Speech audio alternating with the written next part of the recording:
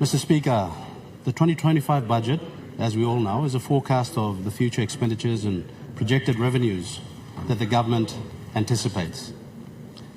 As the money plan for the country, it shows how the government intends to translate policy into tangible outcomes that benefit the people of Papua New Guinea. On that definition, Mr. Speaker, it stands as an important accountability measure for all members of Parliament. As legislators that pass the Appropriations Act every time a budget is brought into Parliament, all members of Parliament need to critically review the budget in terms of how the government actually spent monies in the previous budget and scrutinise the overall effectiveness of budget implementation based on the previous budget results. So before we start to buy into all the hyperbole of the 2025 budget, members of Parliament have to seriously ask the question, how was the 2024 budget implemented? Although the 2025 budget touts securing PNG in 2025 and beyond, the failures and shortcomings of the 2024 budget leaves much to be desired, and it throws a cloud over the 2025 budget and the likelihood of its success. Once again, we have to compare actual budget spending in the previous budget to the 2025 budget figures. Mr. Speaker, the 2025 budget response will focus on things that matter to the people of Papua New Guinea: the high cost of living, the low household incomes, the reduced purchasing power of our kina, the increased youth population, the lack of medicine and the poor health care throughout all districts and provinces, the high attrition rates in our education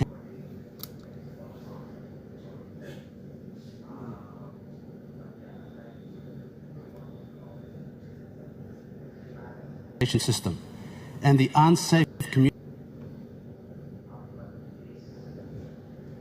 communities because of a prolonged law and order crisis that is affecting every citizen in the country. The critical question, once again, Mr. Speaker, is will the 2025 budget have an indelible impact on the wide range of serious issues affecting the country? This budget response scrutinises the Marape government's fiscal policy and application of its fundamental instruments, taxes, spending and borrowing, to produce measurable results in terms of employment, price stability, savings and investment, and the balance of payments. It is incumbent on all members of Parliament to review the 2024 budget performance and assess the likelihood of the success of the 2025 budget. Honourable members of Parliament, history is the best teacher. Can all ministers confirm that they received 100% allocation in the 2024 budget? Can all members of Parliament confirm that they received the 20 million kina appropriation in the 2024 budget? The answer is a resounding no.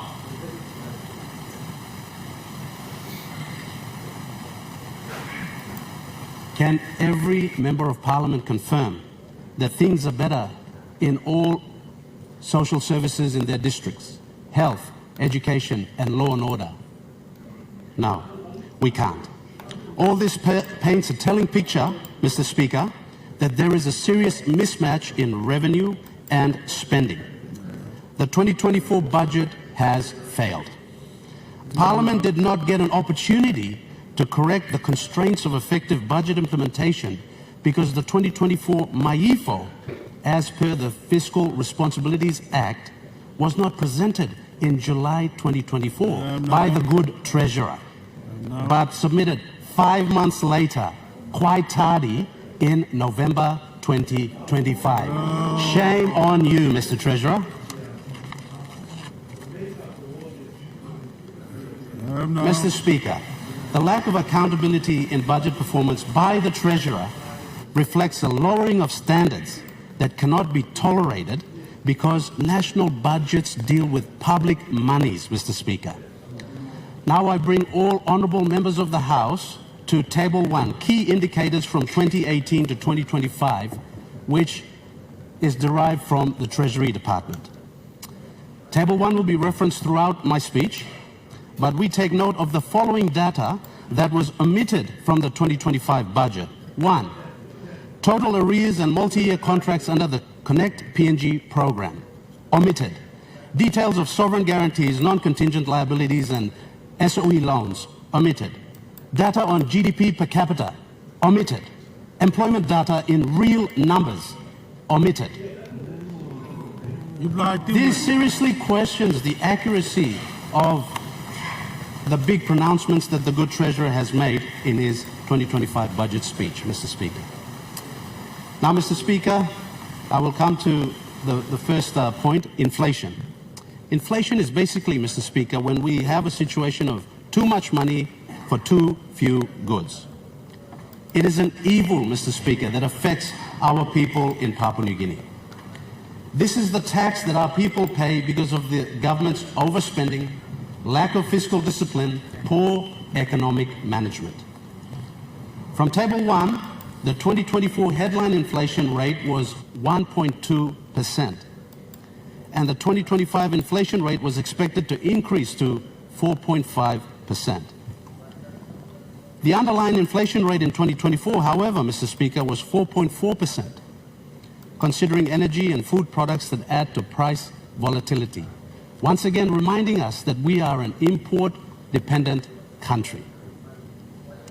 In 2024, the low headline inflation, Mr. Speaker, of 1.2% came about because of the crawl depreciation strategy imposed by the IMF and backed by the good treasurer to cut imports and move towards an artificial trade surplus. High commodity prices on the world market increased revenues rather than increase production volume through direct funding interventions in the primary industry. In short, Mr. Speaker, the government got lucky with increased revenues from high commodity crop prices because of the world market.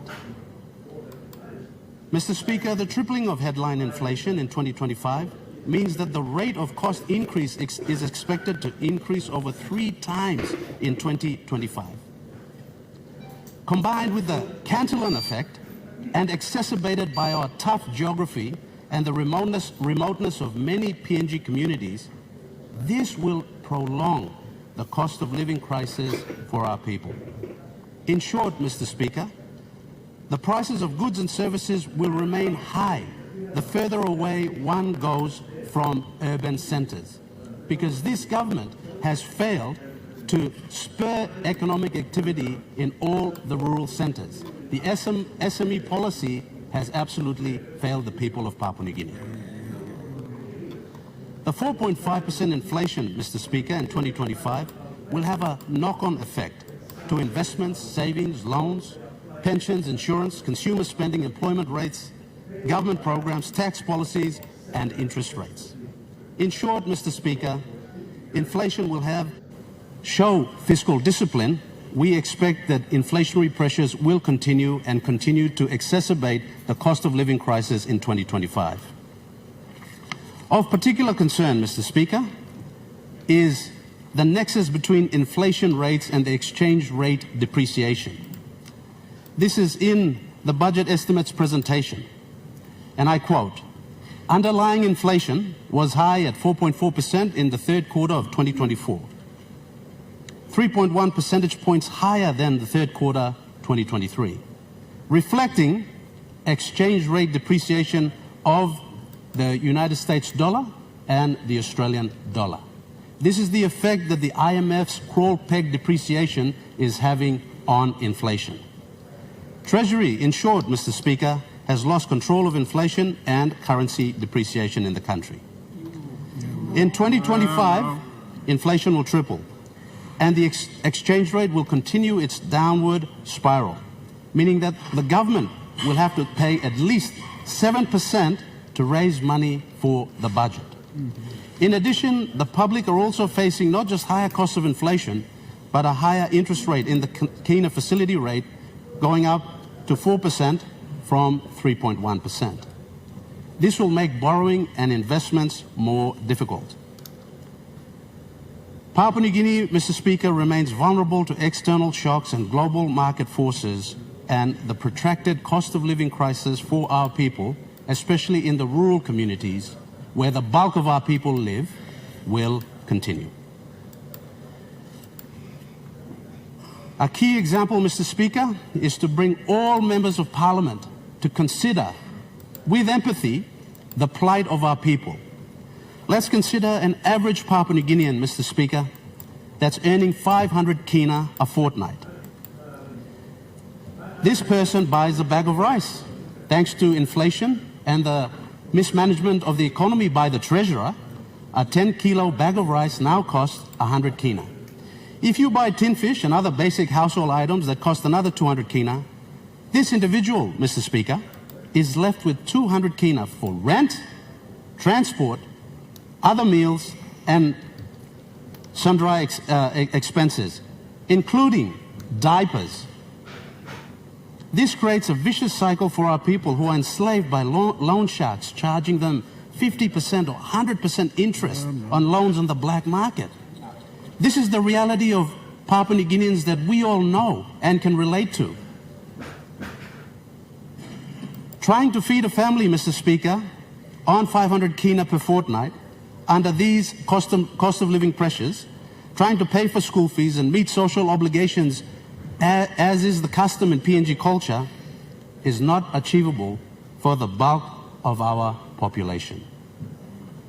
This is a sad indictment on the Marape government's economic management.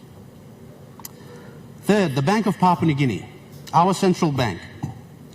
Mr. Speaker, we have lamented about the encroachment of the Treasury Department on our central bank in the whole of 2024.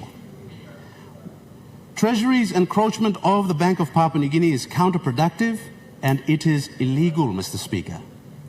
Now, simply put, the good treasurer must take note of this. Based on the equation of exchange, money supply times the velocity of money equals price levels times GDP. In short, Mr. Speaker, that means you increase the increase of the money supply is the cause of inflation. In 2018, the Temporary Advance Facility, the TAF, was 200 million kina, and in 2024, under the auspices of the good treasurer, it increased tenfold to 2 billion kina.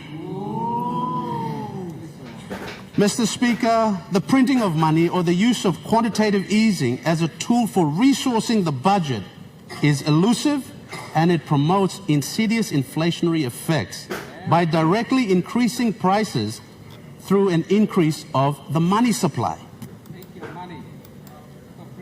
Quantitative easing, Mr. Speaker, printing of money at the central bank is lazy economic management by the good treasurer. It's the easy way out. This will continue to erode the Bank of Papua New Guinea and its independence, Mr. Speaker, and its ability to effectively implement monetary policy and control inflation. In short, if we don't stop the encroachment between Treasury and the central bank, Mr. Speaker, we will continue to exacerbate the cost of living crisis experienced by our people. There needs to be a separation immediately. Absolutely. Mr. Speaker, now I bring the Honourable House to the debt burden in 2024. Mr. Speaker, in 1975, when our founding father, the great Grand Chief Sir Michael Somare, took the country to independence, from 1975 to 2018, 43 years, Mr. Speaker, our national debt increased to 25 billion kina. That's an average of 1.72 billion kina per annum. All honourable members of the House, this should put things in perspective. In the 5 years that the Marape government took office under the Prime Ministership of the Honourable James Marape and his apt and hard-working treasurer, the Honourable Ian Lingstaki borrowed a total of 37 billion kina. Whoa. That's roughly 7.4 billion kina per annum. Before the Marape government, honourable leaders, and through you, Mr. Speaker, the national debt was 25 billion kina in 2018. After the Marape government took office, 37 billion kina was borrowed, increasing the national debt to 62 billion kina. This is unprecedented and reflects an insatiable appetite for debt. In 2024, Mr. Speaker, our debt to GDP ratio was 50.5%. For every kina in revenue generated, 50.5% of that money goes towards debt repayment. In 2025, this will be reduced to 47.4%, and we take note of the Treasurer's good work in amending the Fiscal Responsibilities Act. The high debt to GDP ratio will make it difficult to invest in our people, education, health, and infrastructure. Being over-leveraged, Mr. Speaker, will reduce our liquidity and make us less competitive. Mr. Speaker, I take the House to capital investment budget. The fundamental reason, honourable leaders, through you, Mr. Speaker, for debt financing should be to invest in infrastructure that will create jobs for our people and be a catalyst for economic development. This is where the capital investment budget is so important, and this is where it comes in. Mr. Speaker, in 2024, there is little information on what was not spent from the 7.6 billion capital investment budget, when the actual expenditure was 4.7 billion. So the difference, Mr. Speaker, of 2.9 billion kina of outstanding funding in the capital investment budget remains unexplained by the good Treasurer. In 2025, the Marape government continues to promote this sinkhole program called Connect PNG with no audit, no oversight, and unreported arrears. This program, Mr. Speaker, is the biggest money grab in the history of Papua New Guinea. And a total of 2.6 billion is put into this budget in the capital investment budget for 2025, earmarked for this program. All honourable leaders, Mr. Speaker, have to ask the question, who is benefiting from the Connect PNG program? How many contractors from each of the provinces can claim to be a beneficiary of this program? Mr. Speaker, over many moons we have heard the good Prime Minister spruik